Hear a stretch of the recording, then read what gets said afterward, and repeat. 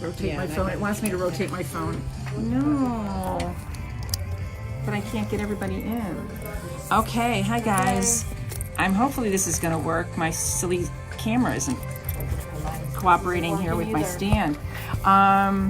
There we go. So there's David. Hopefully this will show David. Oh, my stand does not want to work here. I'm going live, folks. We are at Rochester Free Radio. We are going to be talking about RPCN, and we're going to be talking about the Global Leadership Summit with David Powe and Activia here at RocVoices on Rochester Free Radio. So I think we're starting the show. Yes. Hi, guys. Hi. Hi. We are back. So those of you that caught the tail end of that, this Yes, is Lori that's Enos. okay. I'm sitting in for Tamara McDuff, co-hosting with Activia today. And I was just setting up my Facebook Live. So you can go to my personal page, which is Lori Enos, E-N-O-S, and follow along. Or you can go to RocVoices Facebook page, because we are Facebook Living there too, folks. So welcome. Hey, I'm excited. This is fun. I've never done something like this. I've been a guest, but I've never... Well, welcome to the show. Hi, thank you, Activia. You've been very David. welcoming. I appreciate that. Thank you. We're this radio show is all about spotlighting and changing and educating people about all kinds of different things, local businesses that do work for other people all the time, like community work. Mm-hmm. Not just here's $1,000, I'm donating this for Right. They actually have they actually get their hands dirty. Actually doing that. Exactly. And so that's what we do. I'm going to give a little shout out about my business. Yeah. I co-own with my business partner, Mary Spear, Blue Lilac Marketing Group. Okay. And we are a full service marketing firm. I do website design and social media content and press releases. My business partner's the graphic designer and does all that. Business cards, logos, all that stuff that makes your business look beautiful and brands it. But we do a lot of volunteer things.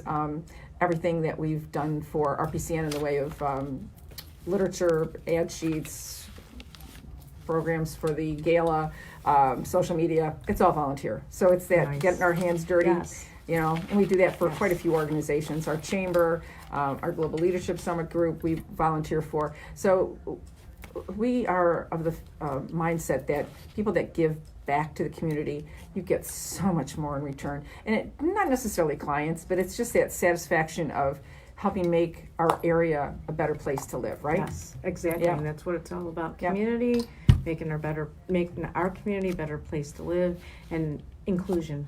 Yep. So the first guest we have on today is a good friend of mine. He's also a client, but he was a friend first, which I like. His name is David Powe, and he owns AIOPX Management Consulting. Tell us a little bit about your business, David.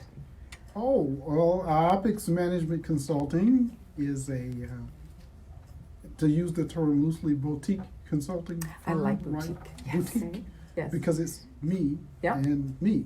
Right? Mhm. What is boutique? Boutique. Because Well, it's like I'm new to this. like a little shop, but it's a fancy word for saying he's a solo entrepreneur that rocks. Awesome. I like that. Yeah. I like Right, it's me and my staff is myself and I. You Oh, get That's it? what- Yeah. that's what I mean awesome. by I it. like Yeah. that. So, but what we do is specialize in helping companies improve the processes that they use to work. It's something called operational excellence. I won't go into the details unless you guys want to know about them. But that's where there's a lot of operational excellence techniques that I can bring to companies. And what I would like to highlight is the fact that as you guys talk about getting back involved in the community and what's going on, I've just over time realized that there are many, many businesses who don't have access to those kinds of tools and techniques, methodologies and networks, particularly smaller minority and women-owned businesses. Mm-hmm. So we started a program called the Procurement Ready Roundtable that is specifically for those kinds of businesses, of which there are hundreds, if not thousands, around our community. Yes. That if it's appropriate for you, I'd love them to take advantage. Yep. So, Yep. They can find out more about that on your on my website. website, Yeah. yep, which is AIOPX, AIOPX.com. Yep. Precisely.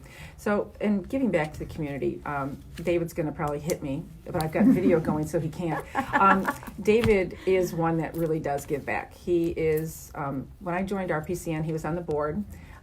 He was president and tapped me to be his vice president, and is still on the board, and I'm still on the board. And our host that's not here, Tamara McDuff, is our president, our fearless, or as we call her, Your Majesty, Madam President. Oh, nice. Yeah, well, she told us we had to call her that. I know, she loves that. So David gives back to our organization there by running several programs. Then he's involved in the Rotary and the Knights of Columbus and his church.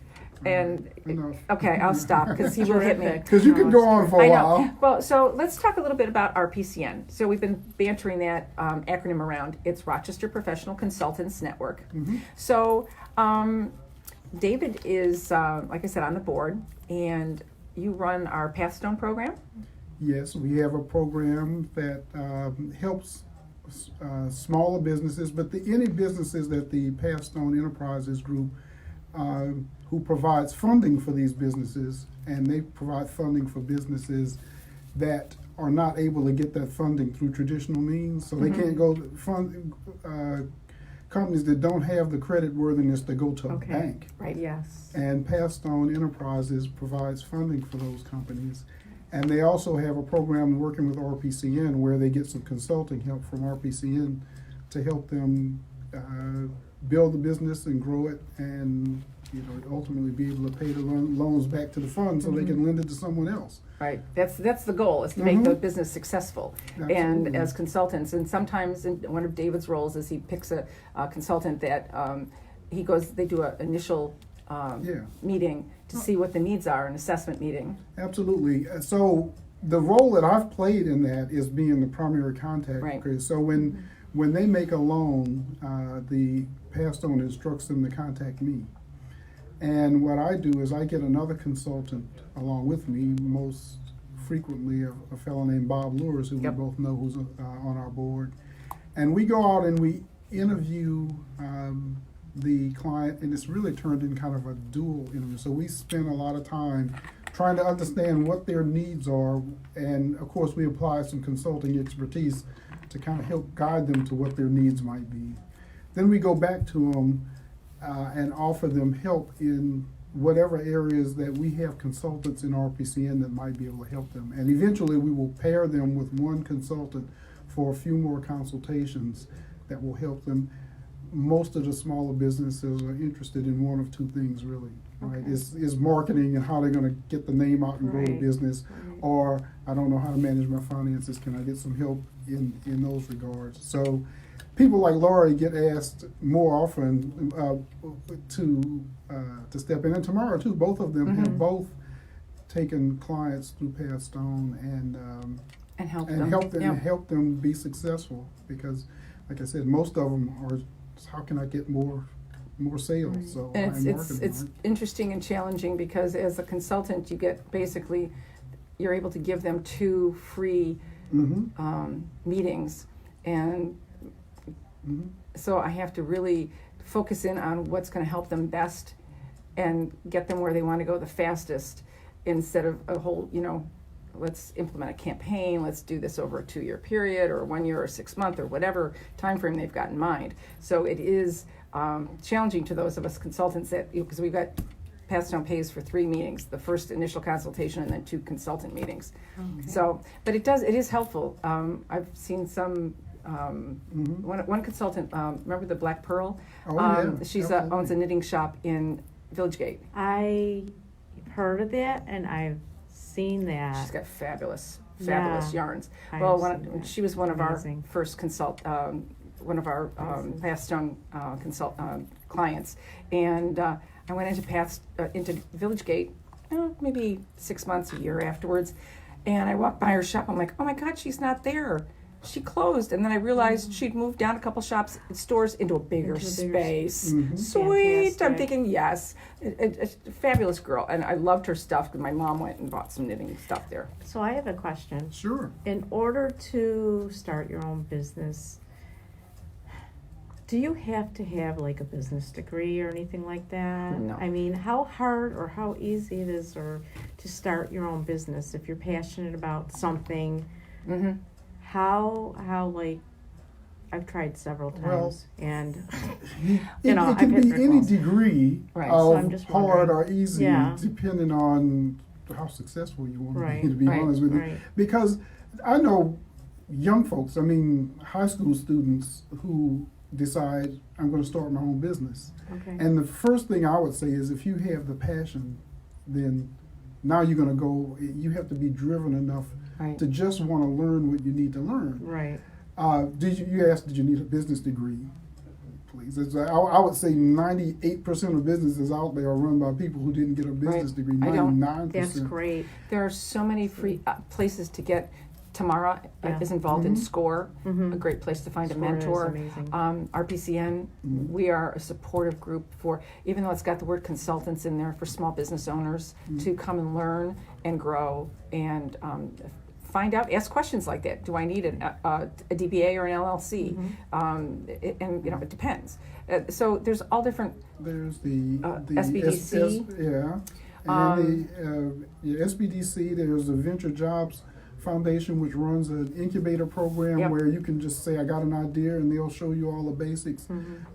SCORE, you mentioned, they have the boot camp that they run. Yep, that's true. There's lots and lots of resources, because if you look at it from the economic development people in the Yeah. city's point of view, they realize that the way to address the issues of poverty in our community are to create jobs and to create businesses. So there's all kinds of resources there to help. There's what's the other one? The RIT, Center for Urban Entrepreneurship. Right.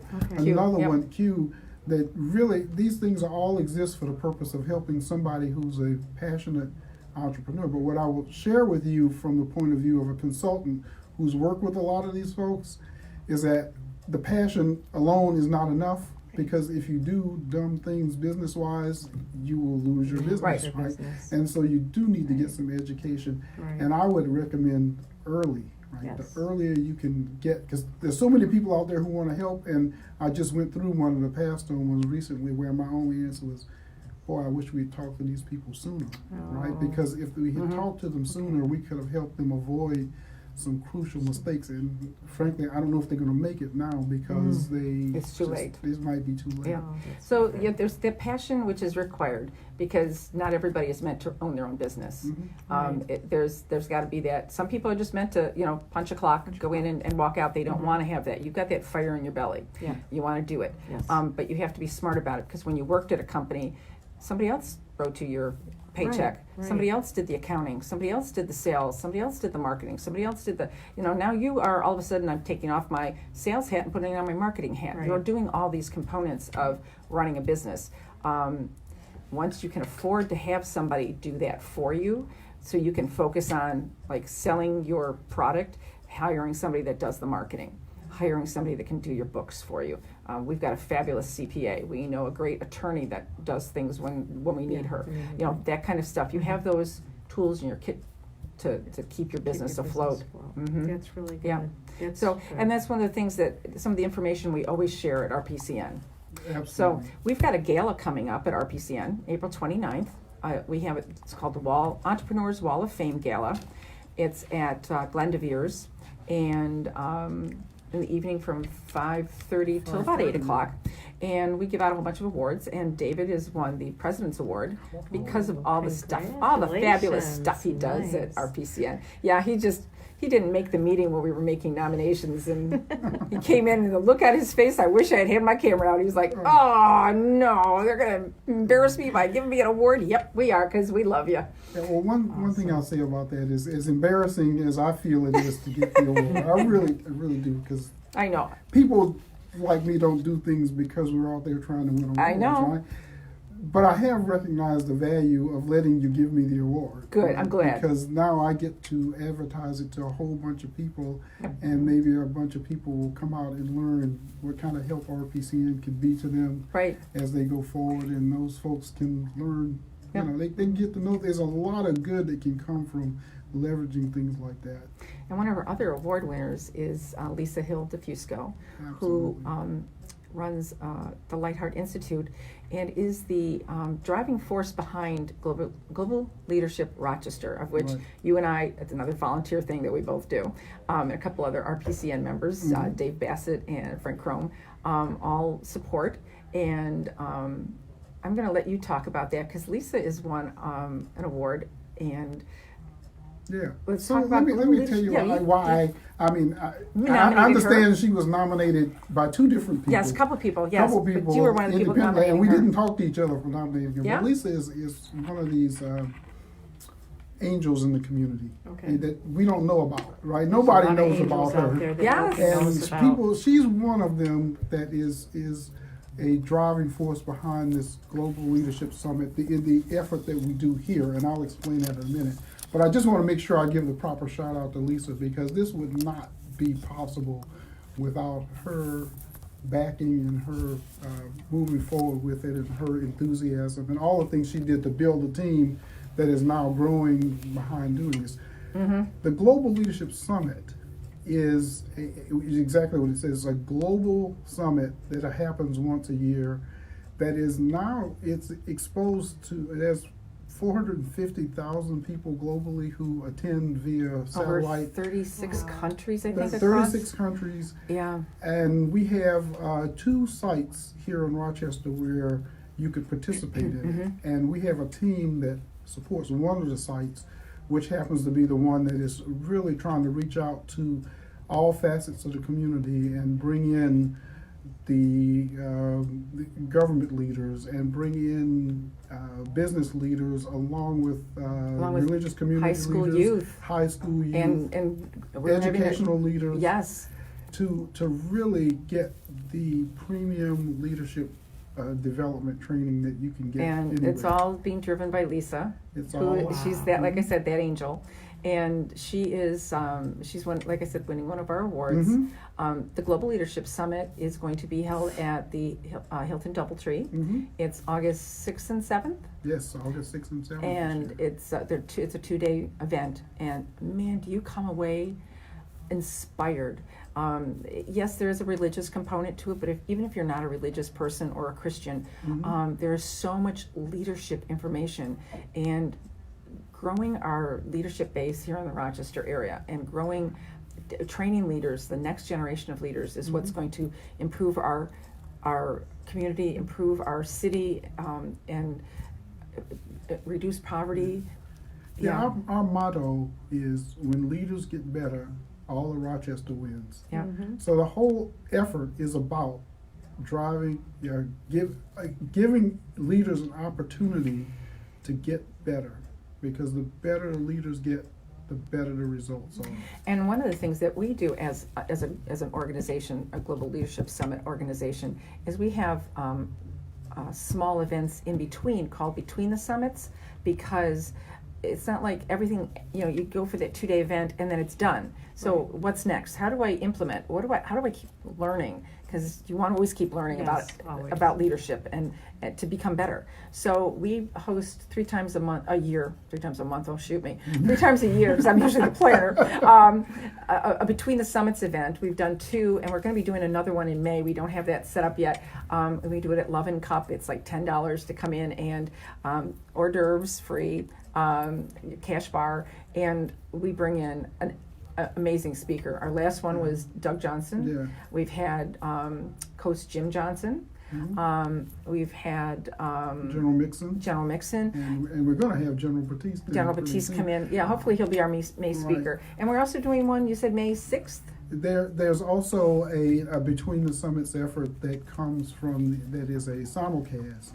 And the next one is May the 5th. 5th, I'm sorry. Yes, May the 5th, and it features a speaker from the last summit. His name is Chris Voss, who, if you have a chance to hear Chris, oh my God, Chris he's a former FBI hostage negotiator. Oh my gosh, what a And he's taken that to now teach leaders how to negotiate better. Yeah. He is. I'm he's thinking that's a phenomenal really speaker. great It's idea powerful. right now. He's a powerful speaker.